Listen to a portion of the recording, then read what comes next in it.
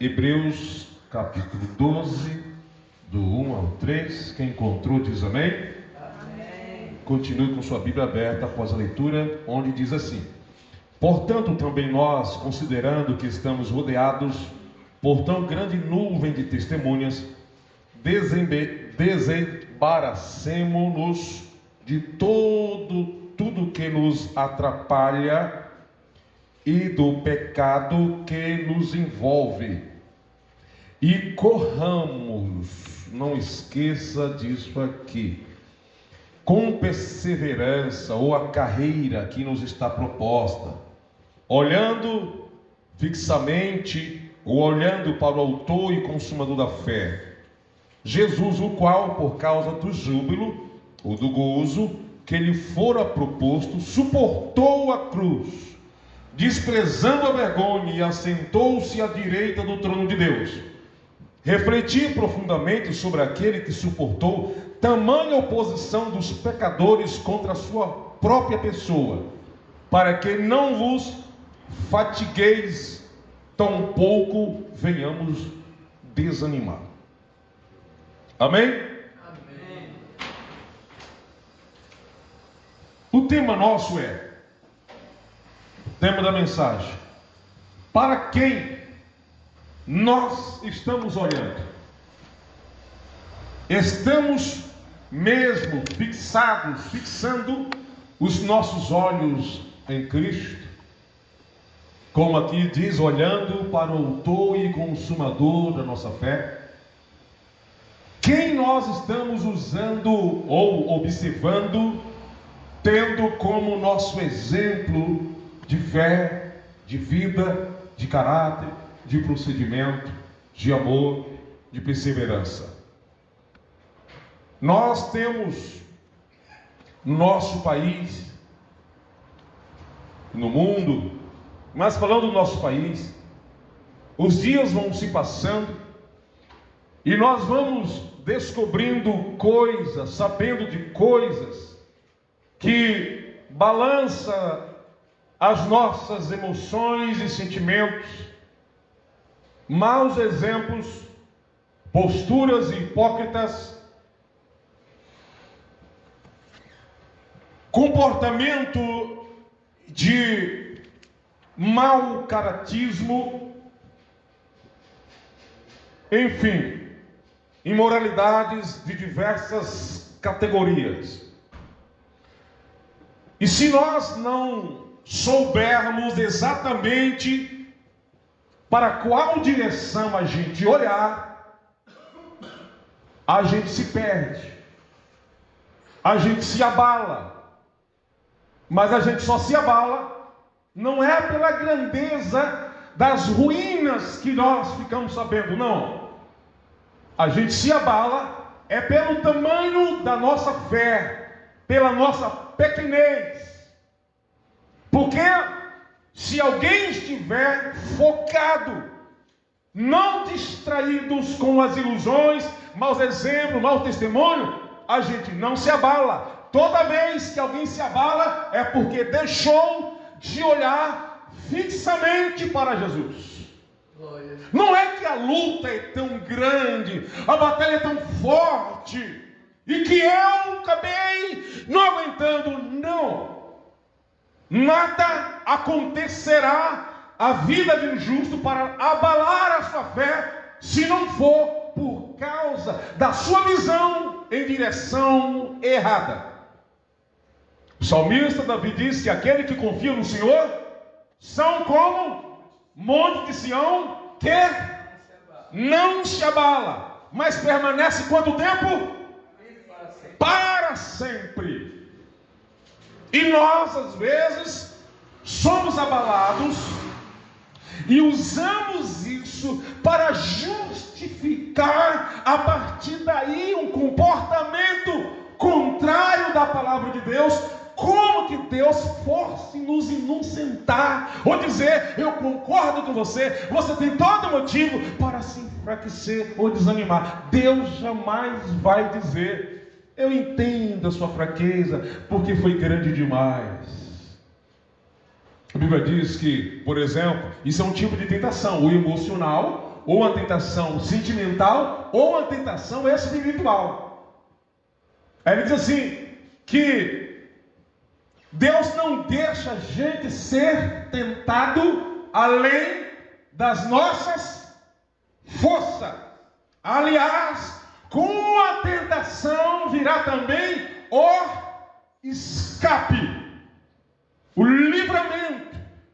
Então, quando alguém diz, foi mais forte do que eu, não, eu fui mais fraco do que a tentação. A palavra correta não é, foi mais forte do que eu, não, eu não tive força. Não é a ideia que fui mais forte, eu sou forte, e uma situação é mais forte do que a minha força, não. A situação foi mais forte do que a minha fraqueza. A minha fraqueza foi menor do que o peso que eu tentei me apegar, me agarrar, que não foi Jesus. Aí a palavra de Deus em Romanos, ou em Hebreus, desde o capítulo 10, vai orientando as pessoas a viverem pela fé em Cristo. E diz que aquele que recuar, Deus não tem prazer nessa pessoa. Deus não tem prazer em quem recua. Jesus chega a dizer que aquele que coloca a mão no seu arado, no arado e olha para trás, o que ele diz? Não é digno. Quem coloca a mão no arado e olha para trás é a ideia de voltar, é a ideia de renunciar, é a ideia de desistência, de desânimo, de olhar para o lado oposto daquele que deveria fixar os seus olhos. Aliás, no capítulo 11, então, se inicia falando sobre o comportamento de dezenas de homens que viveram pela fé. E aí o escritor chega a dizer, me falta espaço a falar de outros mais, além do que eu acabei de dizer, diz o escritor aos Hebreus. Ele diz, eu poderia citar o exemplo, mas eu tenho pouco espaço para falar de diversos que viveram pela fé. E alguns até morreram, na esperança de ver o cumprimento de profecias que fora dita, feita para eles, mas que eles partiram 2 vezes. O livro de Hebreus fala que eles partiram, morreram, sem receber, sem ter visto o cumprimento daquilo que fora dito, para que não se cumprisse neles sem nós. Ele então fala de várias pessoas que venceram pela fé. E apesar das suas dificuldades, Abraão, Moisés, Jefté, Sansão e outros tiveram seus escorregões, mas se levantaram e venceram. Então o escritor está dizendo que é possível vencer. Então quando chega no capítulo 12, isso já preguei aqui algumas vezes, ele chama a nossa atenção, a atenção daqueles para quais escreveu essa carta aos Hebreus. Então ele diz, nós também devemos fazer igualmente eles, que venceram pela fé. Essa nuvem de testemunha, Abraão, Isaac, Jacó, Noé, a nuvem de testemunha está falando do capítulo 11. Portanto, nós também, é uma sequência de assunto. No capítulo 12, não começa o assunto dos heróis da fé, ou em outro assunto. Ele está dando continuidade do capítulo 11. É só você ler os últimos versículos, que o capítulo 12, ele não inicia outro assunto. Ele está falando dos que venceram pela fé, e diz, nós também, como eles, que estamos rodeados desses homens, que enfrentaram leões, enfrentaram guerra, como eles. Vamos deixar o pecado, vamos deixar aquilo que nos embaraça, e vamos correr a carreira. A ideia não é só de caminhada, porque o escritor ele está fazendo uma referência aos jogos na Grécia Antiga, onde tinha a corrida, geralmente efetuada por aqueles que estavam saindo de prisões, e quem vencesse naquela carreira seria absolvido da sua prisão. Então ele saía da prisão, aquele monte de homens sem dinheiro, sem casa, sem condições financeiras, e tinha que competir. E eles ganhariam no final a sua liberdade. Mas, quando eles estavam correndo, algumas pessoas, não querendo que alguns vencesse a corrida, a pessoa vai correr e não tinha certeza se chegaria, porque só um receberia o galardão. Então era muito comum se jogar ouro, pérola, enquanto a pessoa estava correndo, aquele monte de homem. Então antes deles passar por ali, se jogava coisas preciosas. E alguns, não acreditando mais que chegaria primeiro, o que é que eles faziam? Parava para pegar. Só que ele sabia também que não chegaria até o final. Mas pelo menos vou conseguir alguma prata, algum ouro. Ficava então embaraçado no caminho e não tentava continuar a corrida.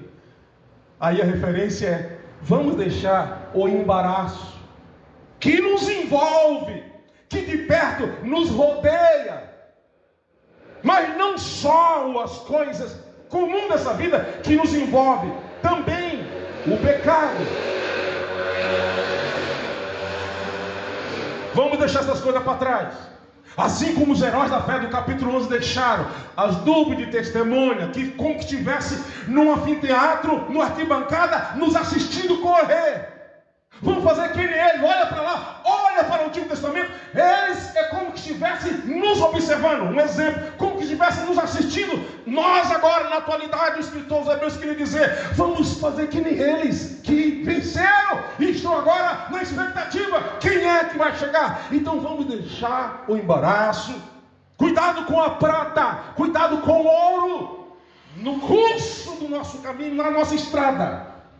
Que alguns, não querendo que a gente chegue no final, ele não quer apenas que a gente contradiza a palavra de Deus, mas que venhamos também satisfazer a nós mesmos, que é o ouro, que é a prata, que nos embaraça. E alguém, quando se embaraça, qual é o primeiro passo que acontece com essa pessoa?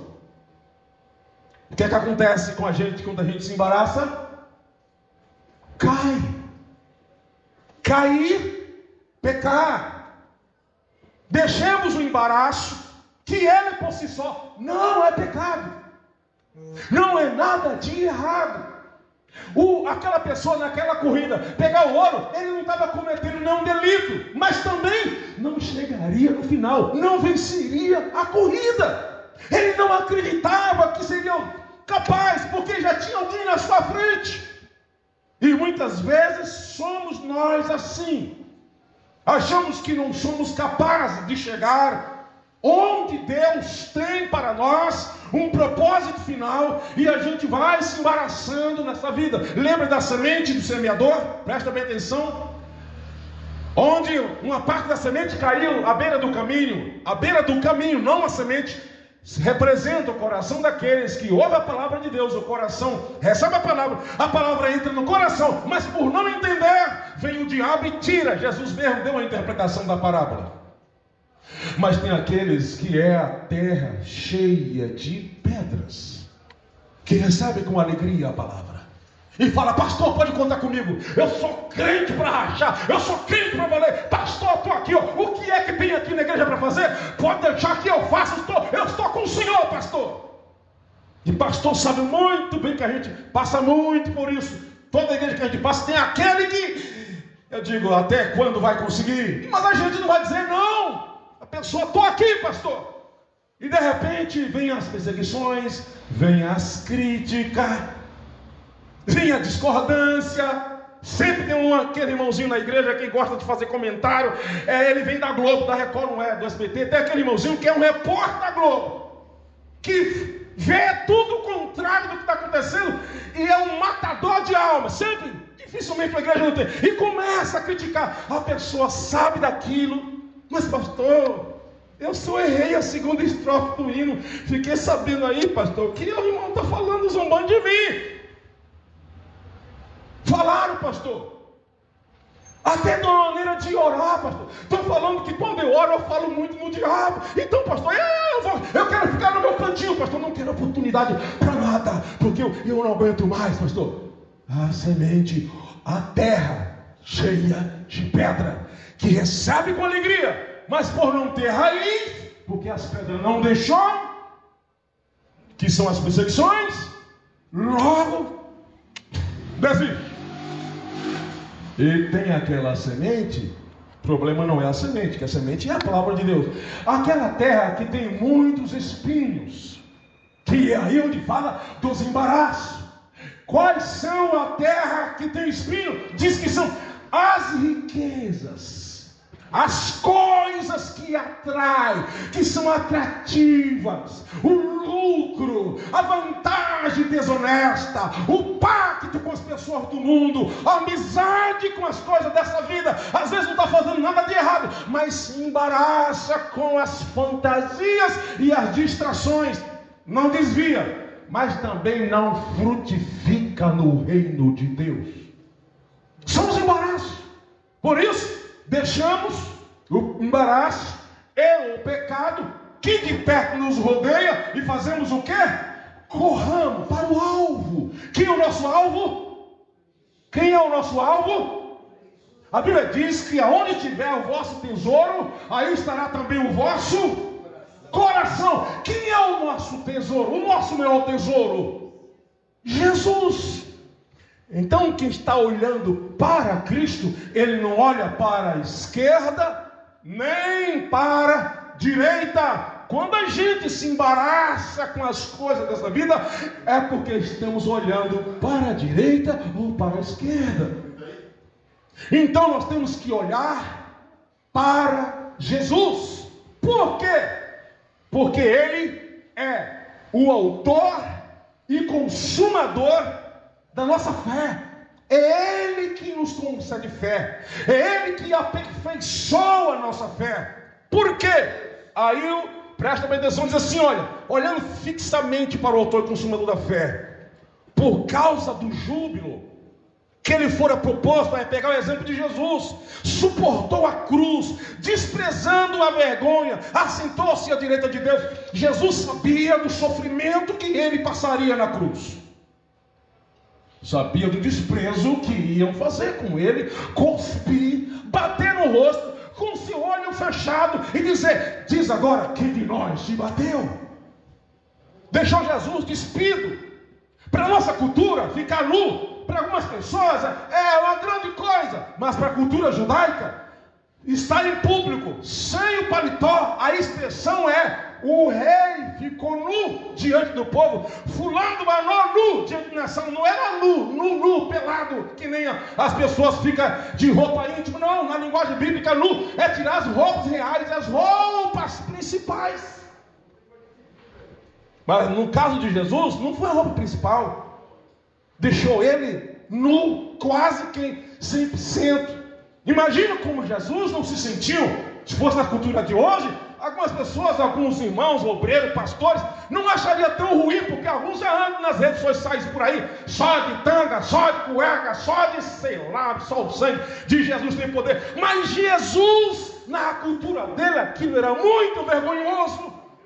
Ele sabia da traição de Judas, ele sabia que Pedro negaria, ele sabia que algumas pessoas escarnecer dele, dizendo, tu não és o Cristo, desce da cruz e salva-te, e a nós também. Sabia disso, mas Jesus tinha um alvo maior, era saber que mesmo depois da sua vergonha, ele seria exaltado nas mansões celestiais, voltando à sua posição anterior na glória. Sabendo disso, como está escrito aqui, veja como é que Jesus age. Consumador da nossa fé, o qual por causa do júbilo, júbilo da alegria, do gozo porque Deus propôs a ele. O que é que Deus propôs a ele? Ele diz assim, olha, por causa do júbilo proposto a ele, ele suportou, porque ele tinha algo depois da cruz que era muito excelente. É mais ou menos como alguém que está estudando, faz faculdade, paga curso. A pessoa trabalha durante o dia, vai para a faculdade à noite, e quando chega a altas horas, continua fazendo um trabalho de faculdade. Algumas pessoas fazem isso, precisa fazer isso, mas por que ela faz isso? Se ela tem um alvo e ela é uma pessoa de sangue na veia, ela não vai fazer os trabalhos depois do curso reclamando, mas ela fala, eu vou conseguir um emprego melhor, eu vou conseguir uma posição melhor, eu já me vejo sendo médico, já me vejo sendo alguém na posição elevada, então eu vou trabalhar, vou pagar o curso, vou estudar e vou continuar fazendo meus trabalhos aqui que a faculdade passou, porque eu sei o que me espera, e isso faz a pessoa ter ânimo para continuar. Às vezes nós estamos perdendo o nosso objetivo e estamos distraídos. Quando você ouve uma pessoa que toda a história dela é sempre de reclamar, é pessoas que não têm um alvo especial. Pessoas que sempre reclamam, por exemplo, reclama até de Deus, como o povo de Israel murmuraram contra Deus, e foi o pecado que mais trouxe morte no deserto. Não foi idolatria, não foi perseguição, não foi os inimigos que mais matou gente. O próprio Deus foi que mais matou judeu do povo escolhido. Por causa, qual o pecado principal? Murmuração, que é queixar-se. Aquela reclamaçãozinha entre os dentes para que alguém não escuta. Isso é murmurar. Então um povo ingrato.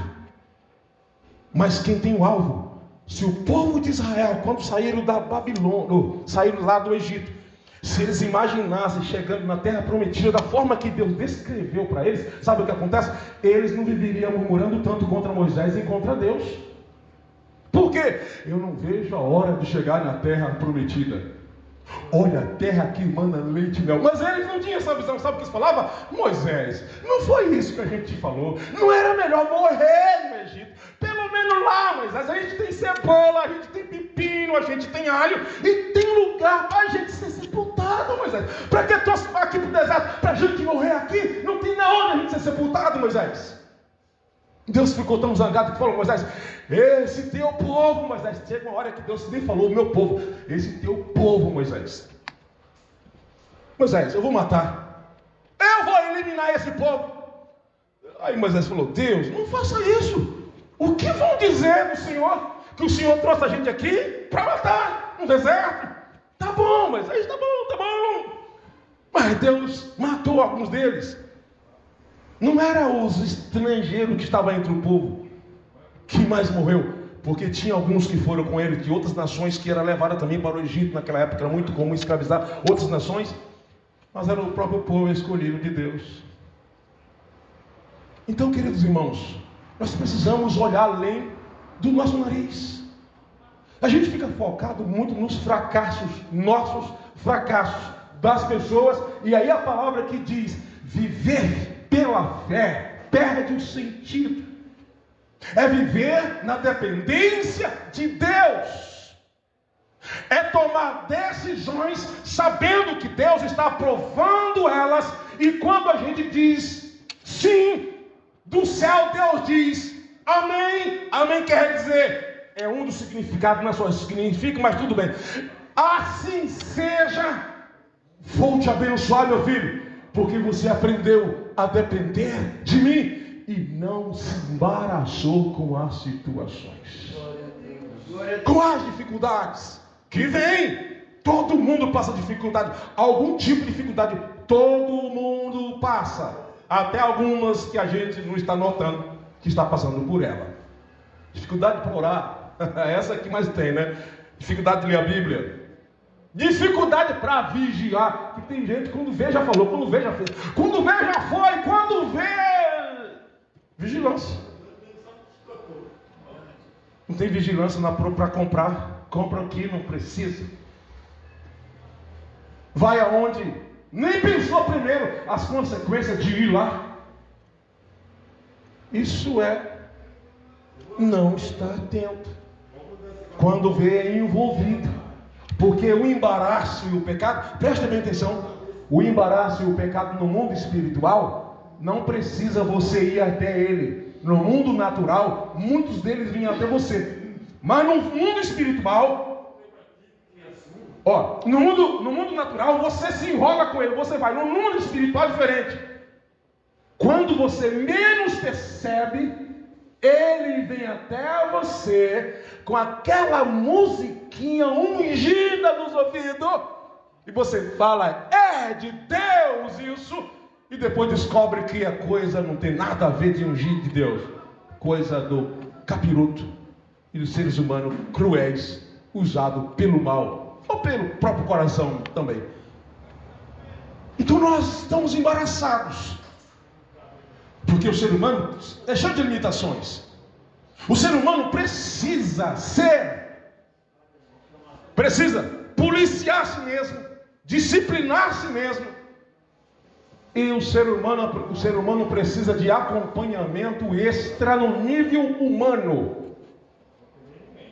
Todo homem precisa, se é casado, de uma mulher que lhe ajude a crescer e a fazer enxergar aquilo que ele não vai ver. Eu sei de todos os meus defeitos. Você sabe da maioria. Tem alguns que só alguém falando. As qualidades a gente coloca algumas que nem existem. Às vezes nós chamamos até defeito de qualidade. A gente ouve bastante. Eu sou uma pessoa que tem uma qualidade boa. Eu sou uma pessoa assim, assim, assim. No final a pessoa descreveu um defeito enorme, mas para ela aquilo é qualidade. Então alguém precisa monitorar isso. Filhos, pais, pastor, homens, mulheres, seja na profissão, seja na religião, na espiritualidade. Nós precisamos ser monitorados, precisamos ser observados. Todo mundo é observado. Talvez você não saiba. E essa é uma necessidade que tem, porque o ser humano é difícil. Já falei isso aqui, vou repetir. Nós, ser humano, somos seres muito complicados. Qual é a maneira mais perfeita de descobrir como o ser humano é difícil? Você deve saber essa resposta, porque eu já falei aqui. A melhor maneira de saber o quanto o ser humano é difícil, como que seria? O que você deve fazer para descobrir o quanto o ser humano é complicado? Olhando para quem? Olhando para você. Começa a olhar para você. E compara com outra pessoa? Não, porque você pode fazer uma comparação errada. A gente só vai fazer comparação boa minha com a ruim dele. Aí eu vou estar por cima. Compare com as Sagradas Escrituras, que Deus está lhe dizendo: orai sem cessar. Você fala: meu Deus, eu nem sei o que é isso, mas eu sou complicado, hein? Deus fala: orai sem cessar. Hoje não orei nem para levantar e nem para comer. Eu esqueci. Olha como isso é complicado. Deus diz: olhai, orai e vigiai. Meu Deus do céu, hoje eu não fiz nenhuma das três. Começa a olhar para dentro de si. Por isso, quando a gente faz isso, você consegue tolerar mais o outro quando falhar, porque você fala: por que mesmo eu vou jogar pedra nele de algo que eu sou até mais grave? Mas eu só sei disso quando eu olho para dentro de mim. Quando a gente olha para dentro de nós, quando nós olhamos para dentro de nós, a gente vai ver o quanto nós às vezes nos embaraçamos com as coisas, o quanto estamos enroscados, o quanto a gente culpa tanto a outra pessoa de alguma situação, e a gente percebe que depois, na verdade, o causador foi eu, ou uma das pessoas que causaram tal situação. Principalmente quando é algo que envolve família ou grupos. Olhando para o autor e consumador da fé, tenha Jesus como exemplo. Vamos vencer que nem eles, mas eles não servem como modelo de perfeição. Por isso a gente deve pregar mais sobre Jesus ou sobre Daniel? De quem nós devemos falar mais, irmãos? De Daniel, de Elias, de Eliseu, de Noé ou de Jesus? De Jesus, porque ele é o nosso exemplo fundamental. Estou falando de Jesus homem, tá? Ele é nosso exemplo de perseverança, de amor, sensibilidade, correto, sincero.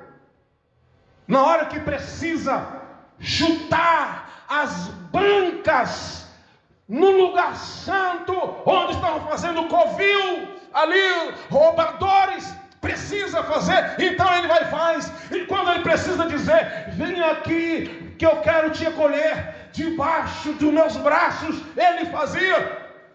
Mas quando precisava também, ele repelia.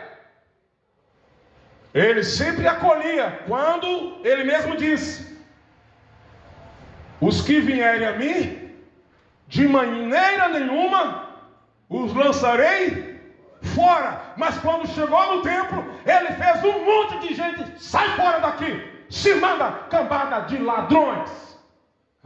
Jesus não só abraça não, isso é agora, isso é no futuro, isso no julgamento vai ser assim. A Bíblia diz que muitos, ele vai dizer: vinde bendito do meu Pai. Para outros vai dizer: apartai de mim, sai daqui, vai para lá, para o lugar onde habita Satanás e seus anjos, onde foi preparado para o diabo e seus anjos. E essa é a realidade. Mas para que isso não aconteça do lado negativo, o que a gente precisa fazer? Olhar para Jesus, o autor e consumador da nossa fé. Repito, para quem nós estamos olhando? A gente sabe de tanta coisa boa que acontece no mundo. É só procurar as fontes no lugar certo. Mas em quem a gente se concentra? Tem tanta coisa boa que um governo faz, mas quais comentários que a gente mais assiste e fala das coisas ruins que ele fez? A gente sabe de tanta coisa boa que a esposa faz, mas o comentário que mais permanece é do lado negativo. Eu nunca vi um homem dizendo: olha, querida, você fez desse mês 20 vezes o arroz sem queimar. Não! Mas ele fala: você queimou, você já queimou arroz esse mês. Porque nós somos focados na desgraça, nós somos focados na miséria, nós somos focados no que é ruim. Por isso que a gente vive reclamando mais do que elogiando as pessoas. Diz para mim aí, essa semana, quantas pessoas a gente elogiou e quantas críticas a gente fez a alguém. Se chega até uma pessoa e fala assim: irmã Cristiane, veja que pregação pastor Hilton pregou. Mas vou falar uma coisa que eu sei que a irmã Cristiane não é da sua índole, então por isso posso comparar. Também ele já fez teologia, também 30 anos de crente, também ele é um pastor, também a pessoa fez um elogio. Você deixou o diabo usar a sua boca naquele momento, falando: irmã, é verdade. E Deus, vamos orar para que Deus use mais e mais o pastor Ailton para falar com a igreja. É só a gente elogiar uma pessoa que a outra pessoa que escuta elogio. É verdade. Por outro lado, tem uma coisa que ele fala que eu não gosto. Irmão, para de ser instrumento do demônio. Seja cheio do Espírito de Deus. Não estou dizendo que você nunca pode criticar. Eu estou dizendo: admita o lado bom das coisas. Deixa para criticar num contexto que tem a ver com o assunto. Irmão, a gente vai no cabeleireiro, né? Agora faz tempo que eu não vou. Misericórdia. As pessoas só vê mulher falando mal dos maridos, meu Deus do céu.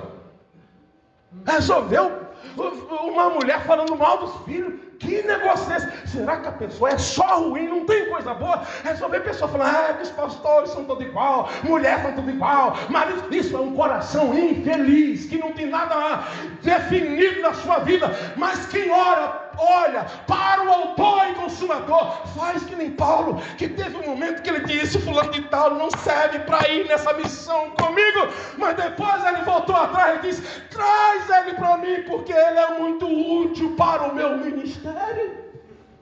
Nós temos que reconhecer o lado positivo das coisas, das pessoas.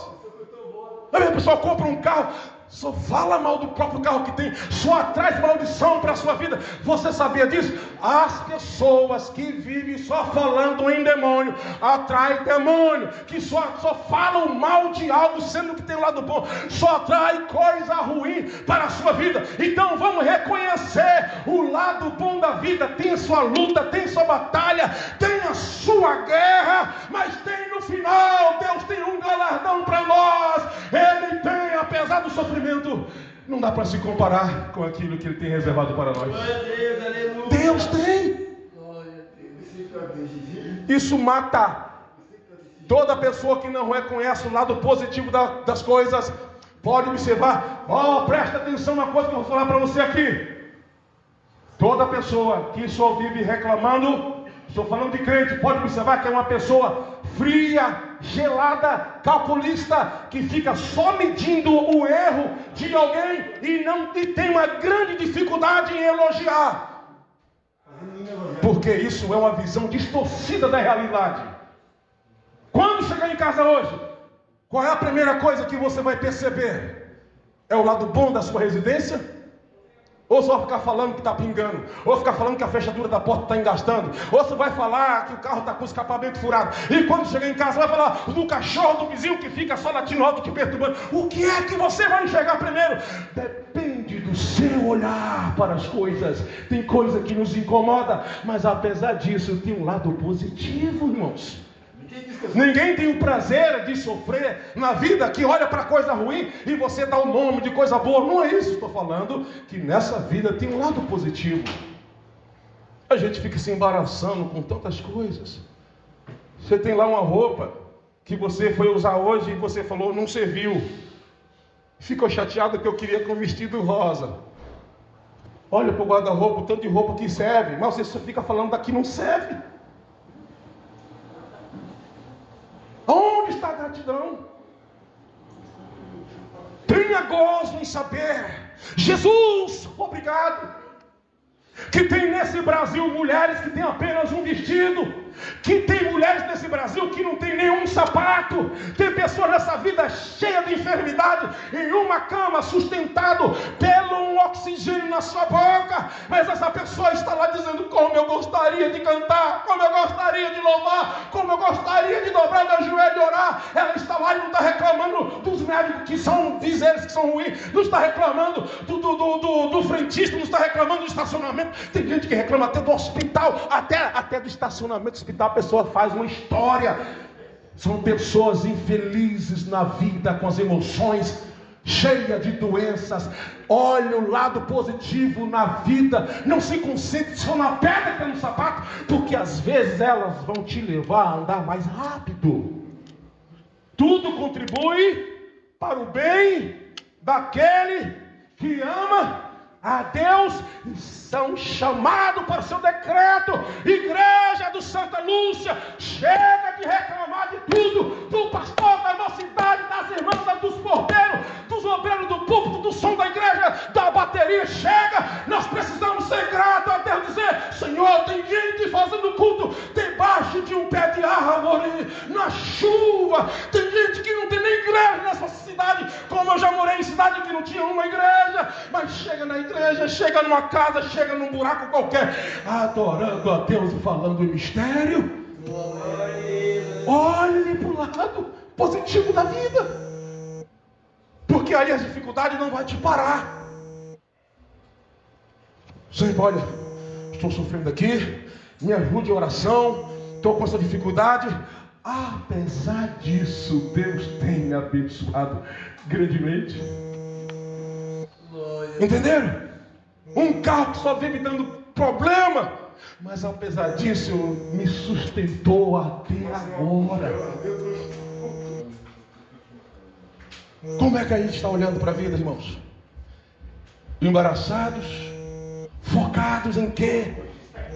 precisamos disso, olhando para o Senhor, refletir profundamente sobre aquele que suportou tamanha oposição. Ele está pedindo para a gente, observa como Jesus se comportou diante da oposição das pessoas para lhe matar. Aí Jesus falou que na cruz, condeno todos vocês. Foi assim que Jesus falou: vocês que me colocaram esse espinho na coroa enorme, zombando de mim, eu amaldiçoo, Deus vai pegar vocês, Deus vai provar vocês que eu sou ungido, seus incrédulos. Foi isso que Jesus falou, né? Eu vou encher a cara desse vinho aqui para sofrer menos lá na cruz. Eu não quero nem estar pensando nesses miseráveis. Foi isso que Jesus fez. Ele diz assim: eu não quero beber. Quando ele estava antes da crucificação, ofereceram fel, ofereceram mirra para ele. Ele ia ficar levemente anestesiado. Isso era um costume que fazia com as pessoas que eram crucificadas. Isso era muito comum, para que o condenado sofresse menos. Jesus falou: eu não quero beber. É mais ou menos, é como que Jesus, né? Uma imaginação minha, é como que Jesus fala assim: eu quero estar consciente na cruz para perdoar os pecados deles. E Jesus disse o quê? Pai, perdoa-lhes, porque eles não sabem o que estão fazendo. É isso que nós temos que olhar para o Cristo. E quando alguém ignorante chegar até nós e nos caluniar, você pensa que não chega? Chega, você pensa que o pastor não é caluniado? É.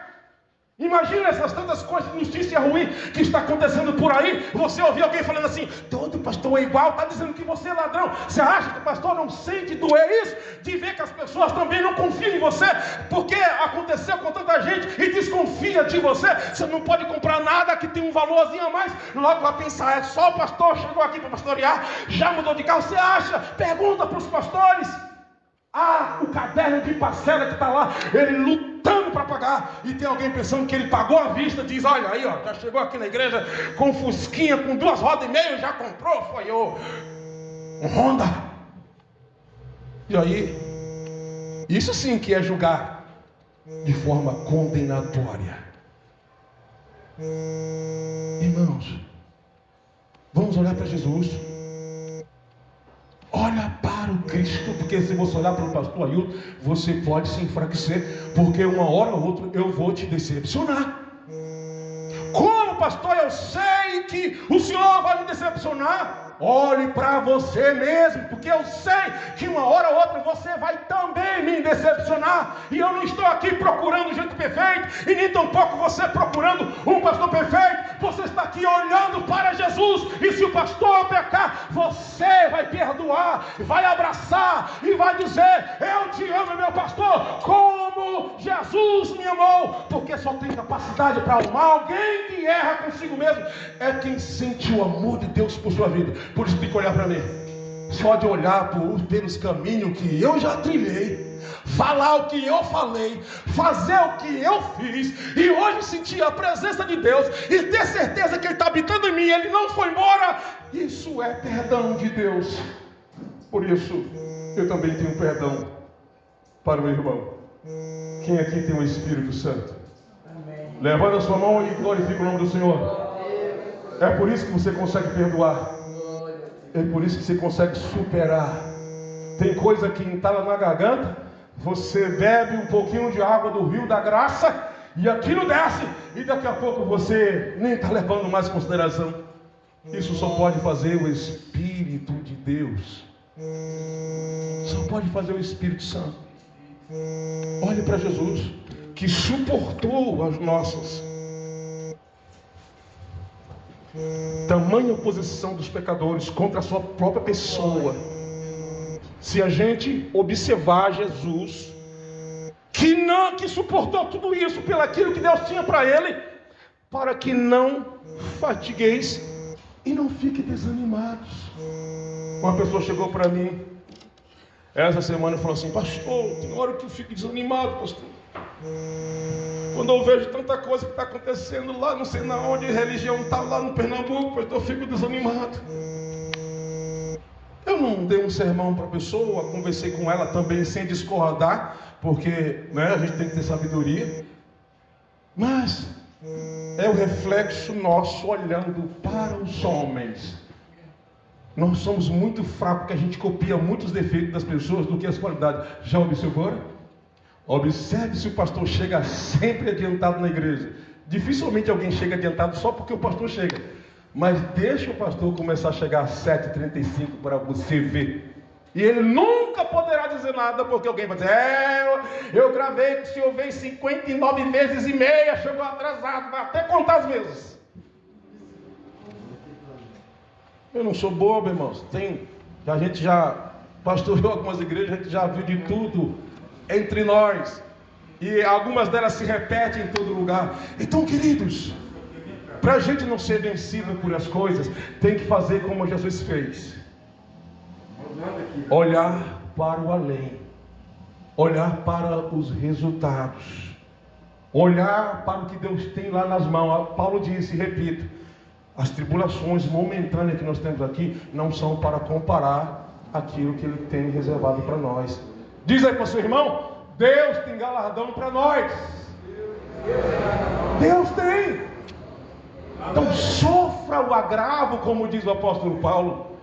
Paulo, quando viu a igreja de Corinto levando o irmão na justiça por problemas pessoais diante de juízes iníquos, Paulo fala: vocês não têm irmão aí entre vocês que pode julgar isso, sendo que nós vamos julgar até os anjos? Aí ele fala assim: vocês não poderiam ficar no prejuízo? Olha, capítulo 6 da primeira carta dos Coríntios. Como assim, Paulo? Ao invés de você levar seu irmão na justiça diante de um juiz iníquo, que vai trazer blasfêmia para o nome de Deus, leva para o irmão, ou sofra prejuízo. Meu pai é diácono. É a Bíblia que diz. Mas como é que a gente faz? Eu estou no meu direito. Claro que está. Jesus também estava no direito de dizer: eu condeno a todos. Sim ou não? Mas ele condenou? O que é que ele fez? Está perdoado, José. Está perdoado, Maria. Está perdoado, Abraão. Está perdoado, Isaac. Eu poderia agir dentro da minha autoridade, da minha soberania, da minha santidade e do direito que eu tenho para fulminar quem eu quiser. Mas eu te perdoei. Eu te perdoei. Precisamos ser cristão. Ser cristão é seguir a Cristo, pegar o exemplo de Cristo, pertencer a Cristo. Isso é ser cristão. É como Cristo age. A gente não consegue ser no sentido absoluto, mas nós temos que batalhar para isso. Todos nós. Lutarmos. Vencermos. Você pode superar essa sua dificuldade. Eu posso vencer as minhas. Os enfrentamentos fazem parte do nosso crescimento. Supera isso adorando a Deus, não pelas coisas ruins, mas pelas coisas boas, apesar das coisas difíceis. Nós passamos, irmãos. Nós passamos. Algumas pessoas pensam assim. Algumas pessoas, quando vê assim, quem sabe a propaganda daquelas pias bonitas que eu coloco lá no status, eu coloco ali, é para fazer propaganda no meu trabalho. Não é dizendo para você: olha o que eu fiz. Não é isso não. Tem propaganda lá que é de pia que eu fiz um ano atrás. Eu já estou há mais de um mês sem fazer uma pia bonitinha daquela que você viu colocando lá no status. De um mês para cá eu fiz apenas um lavatório. Eu peguei o que apareceu. Chegou no aniversário da minha esposa, falei: querida, não vai ter presente, eu não posso dar dessa vez. Ela falou: querido, tá bom, você já me dá presente em outras datas, ainda bem que ela é crente. Então, um monte de irmão deu presente, mesmo o pastor da igreja. E ela sabe que o negócio apertou. Então eu digo: eu vou trabalhar o que apareceu. O vizinho está falando: Ailton, o meu vizinho, eu preciso de um pedreiro para rebocar minha parede. Eu não estou conseguindo falar com ele. Eu digo: onde é a parede mesmo? Deixa que eu faço, que lá trabalhei 3 dias. Já tinha ficado uma semana parado, trabalhei 3 dias. Aí apareceu um lavatório, eu fiz. Estou falando de 30 dias para cá mais ou menos. Aí uma mulher queria que fizesse um serviço lá em Piedade, 54 quilômetros, aí amanheceu chovendo ontem, ela falou, eu tenho outra coisa para você fazer, mas tem que ser 1h no apartamento que eu tenho, uma japonesa, lá em Campinas. Eu digo, eu não tenho nada para fazer, eu vou, choveu daqui até chegar lá, e parte voltando. E eu não cheguei em casa reclamando, por quê? Foi o que apareceu. Aí hoje eu tive que ir lá na casa dela desmontar um troço de um barracão, 54 quilômetros, Piedade, uma estrada cheia de tanta coisa, não pode andar mais do que 80 por hora, e eu como crente não posso estar passando, mas a vontade de chegar. 1h30 eu gastei hoje para chegar lá, e isso quase sem trânsito, mas o caminho é ruim, apesar do asfalto ser bom.